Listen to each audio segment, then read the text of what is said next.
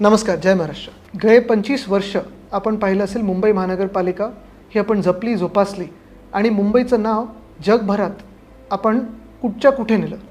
अनेक गोष्टी आपण या मुंबईमध्ये केल्या. त्याच्यात एक सगळ्यात महत्त्वाची गोष्ट म्हणजे मुंबईतली आरोग्यसेवा. ही आरोग्यसेवा देशभरातून लोक येतात, जगभरातून लोक येतात, आपल्या मुंबई महानगरपालिकेच्या हॉस्पिटलमध्ये येतात, दवाखान्यात येतात, बरे होतात आणि आपल्या गावी जातात. पण सध्याची जी सुधार समिती आहे ती खरोखर सुधार समिती आहे की बिघाड समिती आहे, हा विचार आपण आता करणं गरजेचं आहे.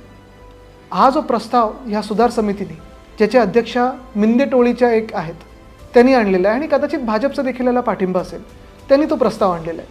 मुंबई महानगरपालिकेच्या ज्या ब्लड बँक आहेत त्या आता खाजगीकरणमध्ये जाणार आहेत, प्रायव्हेटाईज होणार आहेत. आत्तापर्यंत हे रक्त मोफत दिलं जायचं, प्रत्येक पिशवी ही पेशंटला मोफत दिली जायची, कुठेही 1 रुपया लावायचो नाही.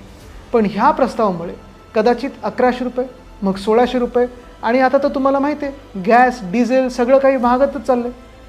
ही महागाई वाढत असताना रक्त देखील महाग होणार आहे आणि रक्तासाठी किंमत मोजावी लागणार आहे. रक्तासाठी तुम्हाला पैसे द्यावे लागणार आहेत आणि हे रक्त कोणाचं आहे? हे रक्त मुंबईकरांचं आहे. हे रक्त आपलं आहे, जे मिंदेंना आणि भाजपला विकायचं आहे. ह्याला आम्ही विरोध करत आहोत. मुंबई म्हणून आपण ह्याला विरोध करणं गरजेचं आहे. धन्यवाद. जय हिंद, जय महाराष्ट्र.